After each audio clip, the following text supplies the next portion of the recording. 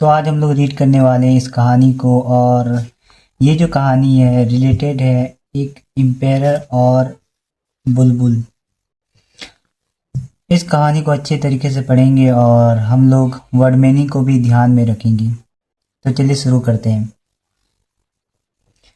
Have you ever hear a caged bird sing? क्या तुमने कभी पिंजड़े में बंद पक्षी को गाना गाते हुए सुना है? केज्ड का मतलब होता है पिंजड़ा, सिंग का मतलब होता है गाना। Do you find it different than a bird singing in the garden? क्या आपको यह बगीचे में गाते हुए पक्षी से काफ़ी अलग नहीं है? गार्डन का मतलब होता है बगीचा, बर्ड पक्षी, वेल अच्छा। This is a fairy tale, यह एक परी कथा है। अबाउट अ नाइटिंगेल, बुलबुल के बारे में। अ सिंगिंग बर्ड, यह एक गाने वाली पक्षिया है। Who sing as sweet as a cuckoo, यह कोयल की तरह ही मिठास गाती है। The nightingale is put in a cage by a Chinese emperor because of his melodious voice। ये जो बुलबुल है इनकी मिठास आवाज़ के कारण इसे चाइनीस एम्परर के द्वारा इसे रखा गया है एक पिंजड़े में। What happens next? क्या हुआ आगे? Read on to find out, यह जानने के लिए आगे बढ़ें। लॉन्ग एगो, बहुत समय पहले। In the land of China, China की जमीन में। देयर लिव्ड एन एम्पायर, वहाँ एक राजा रहता था। ही हैड अ मजिस्ट्रिक, उनके पास था एक शानदार महल, place. Behind the place, behind मतलब पीछे होता है, प्लेस मतलब इस कहानी के हिसाब से महल। महल के पीछे there was a huge forest, वहाँ था एक शानदार बहुत ही विशाल सा फॉरेस्ट, जंगल। And a nightingale live in it, जिसमें एक बुलबुल रहता था। कहाँ रहता था? एक विशाल से जंगल में। द नाइटिंगेल, जो बुलबुल है, सॉन्ग, वो गाती थी, सो मेलोडियस, काफ़ी ही मिठास। That it was known far and wide, known far and wide. ये काफ़ी मिठास गाती थी। कौन गाती थी? यह काफ़ी मिठास गाती थी। कौन गाती थी? बुलबुल। डेट इट वॉज नोन, इसे जाना जाता था। फार एंड वाइड, इनके बारे में काफ़ी दूर दूर तक प्रसिद्ध थी। किसके बारे में? इस melodious nightingale song. People ever wrote book about it, जो लोग हैं कहानियाँ लिखते थे। किसके बारे में? बुलबुल के बारे में। वन डे, एक दिन, द एम्पायर, जो राजा है, read one of the book, वो एक किताब पढ़ता है। एंड विश्ड, और उनकी एक इच्छा हो गई, to see the bird singing, कि उस पक्षी को गाते हुए देखी। अब यहाँ पर चित्र में देखते हैं, जो राजा है, एम्पायर है, वो कुछ कह रहा है। व्हाट इज द नाइटिंगेल, ये जो बुलबुल है, क्या चीज़ है ये बुलबुल? वाई, क्यों? I know nothing about it, मैं इसके बारे में क्यों नहीं जानता हूँ, क्यों नहीं जान सका। द एम्पेरर जो राजा है उन्होंने आदेश दिया, ऑर्डर्ड हिज मेन अपने आदमियों को, टू ब्रिंग उसे लाने के लिए, किसे लाने के लिए, द नाइट एंगल बुलबुल को, टू द प्लेस उनकी महल में। Only a kitchen made had seen केवल किचन जो रसोई की जो नौकरानियां हैं उन्होंने सिर्फ देखा था, किसको देखा था, नाइट एंगल को। सो शी टुक देम उन्हें ले गया था, उनके साथ ले गया था, किस किस लिए, बर्ड को ढूंढने के लिए। द किचन जो रसोई थी, जो रसोई की मेड नौकरानियां, आस्ट उन्होंने कहा, द नाइट एंगल बुलबुल को क्या कहा, to come to the place with them कि उनके साथ चले, कहाँ चले, एक महल में, उसी महल में जो जिसमें राजा रहता था।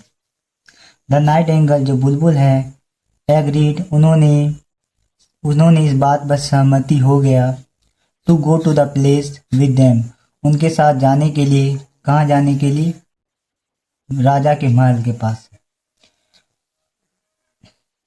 जो बुलबुल है वो आज्ञा मान ली कि वो राजा के महल में जाएगा उनके साथ। इसमें पक्षी कह रही है, देख सकते हैं जब वो नौकरानियां थी और उनके साथ कुछ और भी आदमी थे जो बुलबुल को ढूंढने के लिए निकल गए थे, तो बुलबुल ने कहा, why have you come here तुम यहाँ क्यों आई हो, लिटिल गर्ल। आवर एम्पेरर हमारे जो राजा हैं, विशेष उनकी इच्छा है, you to sing before him कि तुमको गाते हुए देखे। द एम्पेरर जो राजा है, सॉन्ग सो मेलोडियसली जो राजा है वो काफी मिठास गाती थी, सॉरी जो नाइट एंगल जो कि बुलबुल है, सिंग सो मेलोडियसली वो इतना मिठास गाई, that the tears came into the emperor eyes कि वो इतना मिठास गाई कि जो राजा है, राजा की आंख से क्या निकल आए, आंसू। ही ऑर्डर्ड उन्होंने आदेश दिया, his men to put the nightingale उन्होंने आदेश दिया अपने आदमियों को कि उसे एक इन अ फैंसी केज कि उसे एक अच्छे पिंजरे में रख दे। अब यहाँ पर राजा क्या कहता है चित्र में देखिए, नाउ अब आई कैन हियर मैं सुन सकता हूँ, यू सिंग एवरी डे अब मैं सुन सकता हूँ आपका गाना हर रोज। सम डेज लेटर कुछ दिन बाद एक मैसेज आया, एक खत आया, मतलब एक संदेश आया, bought a present from the king of Japan संदेश आया था जापान के राजाओं के द्वारा। अब देखते हैं उस मैसेज में, संदेश में क्या था। It was a beautiful toy उसमें था एक प्यारा बहुत ही सुंदर सा खिलौना, और वो खिलौना क्या था, बुलबुल। मेड ऑफ गोल्ड जो कि पूरे सोने से बने हुए थे, एंड कवर्ड और उसमें सजा हुआ था, विद ज्वेलर्स जो कीमती जेवरात जो कि कीमती हीरे होते हैं, कीमती पत्थर होते हैं, उन्हीं के साथ सजा हुआ था। यहाँ पर आप चित्र देख सकते हैं। चित्र में ये व्यक्ति क्या कहता है, a gift for you majesty आपके लिए यह एक गिफ्ट है, तोहफा है। द एम्पेरर जो राजा है, वोंड ऑफ द टॉय वो वो खिलौने में चाबी डालता है, वोंड किसमें डालता है, जो पक्षी का जो खिलौना है उसमें डालता है। And it sang the same song again and again, और वही गाना जो बार बार गाती है।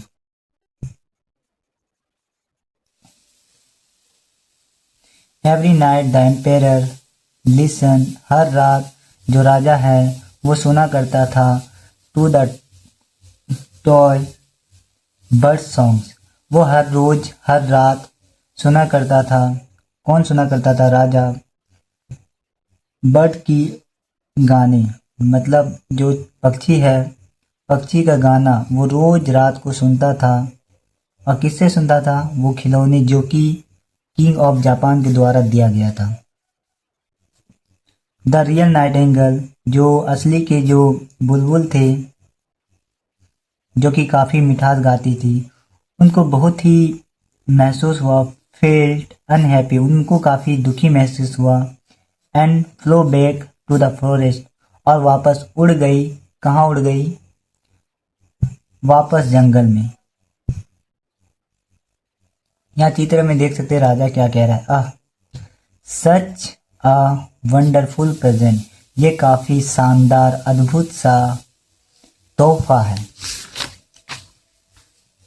वन डे, एक दिन, द टॉय बर्ड ब्रोकन, लेकिन एक दिन जो चाइनीज एम्पायर के द्वारा दिया गया था एक तोहफा, वो जो चिड़िया का जो कि टॉय था वो टूट गया। And no one in the kingdom could repair it, और जो पूरे प्रजा में ऐसा कोई व्यक्ति नहीं जो इस खिलौने को ठीक कर सके, जो चाइनीज एम्पायर के द्वारा जो तोहफे में दिया गया था, एक खिलौना राजा को दिया गया था। द एम्पायर, जो राजा है, बिकेम सैड, वो हो गया उदास। His only wish was to hear the melodious music of the nightingale again, और उनकी इच्छा हो गई थी सुनने की, जो बुलबुल है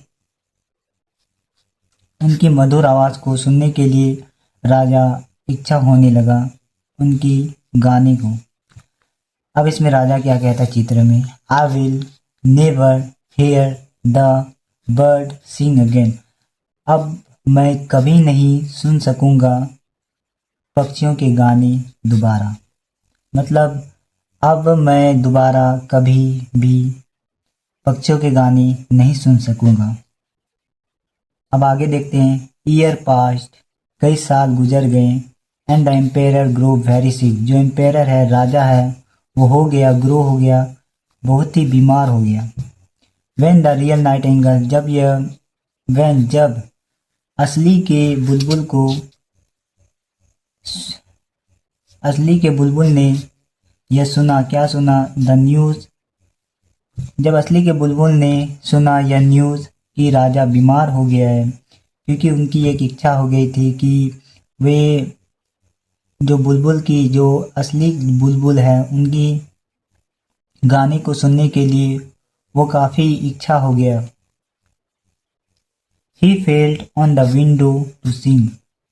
He flew to his window to sing. वो वापस उड़कर आ गई किनके? राजा का जो महल है, जो कमरा है, उसके खिड़की में आ गए और गाने लगी। एवरी डे, हर रोज, द बर्ड सेट, जो पक्षी है वो बैठ जाती ऑन द विंडो, उनके खिड़की में, एंड सॉन्ग स्वीट, और गाना गाती थी। सॉन्ग्स फॉर द एम्पायर, किसके लिए? राजा के लिए। ही रिकवर्ड वेरी सून, वो काफ़ी जल्दी ठीक भी हो गया, जल्दी ही ठीक हो गया था वो। द एम्पायर, जो राजा है, प्लीज्ड, उन्होंने विनती किया, द नाइटिंगेल, बुलबुल को क्या विनती किया? टू कम बैक, वापस आने के लिए, टू द पैलेस, उसके महल में, एंड स्टे, और रहने के लिए कहा, इन द केज, पिंजरे में। जो बुलबुल है, द नाइट एंगल, रिफ्यूज, उन्होंने मना कर दिया, to stay in the place, कि वह उसके महल में रहे, बट प्रॉमिस्ड, सॉरी, उन्होंने, जो नाइट एंगल है, उन्होंने मना कर दिया था उस महल में रहने के लिए, और उन्होंने प्रॉमिस्ड किया to come to the window, कि वो आएगी खिड़की में। किसके खिड़की में? जो राजा का जो महल का जो कमरा है उसके खिड़की में क्यों आएगी? गाना गाने के लिए हर रात। सो ही डिड, उन्होंने यह कहा, जो उन्होंने कहा, प्रॉमिस्ड किया, वादा किया, उन्होंने उस वादा को निभाया भी।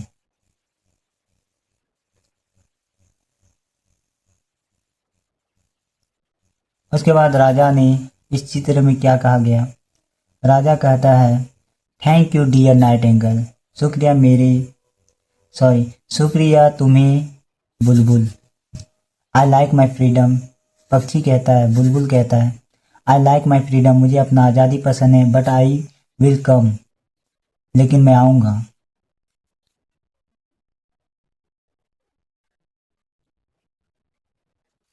मॉरल ऑफ द स्टोरी, एक पिंजरे में रहने से अच्छा है, उनकी सबसे बड़ा तोहफा उनकी आज़ादी है। अबाउट द ऑथर, जो इस कहानी को लिखा, अब हम इसके बारे में थोड़ा यहाँ पर लिखा गया है, उसको भी हम पढ़ लेते हैं। द ब्यूटीफुल स्टोरी, ये जो सुंदर सी कहानी है, वाज राइटन, वो लिखा गया था किसके द्वारा? हैंस क्रिश्चियन एंडरसन, लिखा गया था हैंस क्रिश्चियन एंडरसन, हु, जो burn in Denmark, who was born in Denmark, उनका जो जन्म हुआ था वो डेनमार्क में हुआ था। कब हुआ था? On April 2 April 1805। His story, उनकी जो कहानी है, are loved by the children all over the world, पूरी दुनिया में उनकी जो कहानी है, काफ़ी बच्चे कहानियों को पसंद करते थे। द एम्पेरर्स न्यू क्लॉथ्स, ये कहानी है, एंड टम्बेलिना, ये भी एक कहानी है, are two of the best fairy tales with by him, यह उनके दो कहानियां हैं जो काफ़ी प्रसिद्ध हो गई। मतलब जो हैंस क्रिश्चियन एंडरसन है, उनके कई सारी कहानियों में से उनका ये वाला द एम्पेरर न्यूक्लॉस और टम्बरेलिनिया, ये दोनों काफ़ी प्रसिद्ध हो गई। नॉन द वर्ड, हम वर्ड मीनिंग को भी समझेंगे, इस वर्ड के बारे में जानकारी भी लेंगे। इम्पेरर मतलब राजा कौन होता है? जो पूरे साम्राज्य को चलाता है। The supreme ruler of an empire of kingdom. Majestic मतलब ग्रांड, वेरी बिग, जो कि काफ़ी ही खूबसूरत, शानदार और बहुत ही बड़ा। Fair and wide, over great और डिस्टेंस एवरीवेयर, मतलब जो दूर दूर तक फैला हुआ। फैंसी मतलब डिकोरेटिव, सजा हुआ। ज्वेलर्स मतलब प्रिकॉशन स्टोन, जो कि कीमती पत्थर। हिल्ड ठीक होना। Wound up turn the key to run the toy, जो खिलौने थे, खिलौने में जैसे ही चाबी डाला और वो खिलौना चलने लगा। रिपेयर मरम्मत करना, सिक बीमार होना। तो आज के लिए इतना ही। अब मिलते हैं नेक्स्ट वीडियो पे। Thank you so much.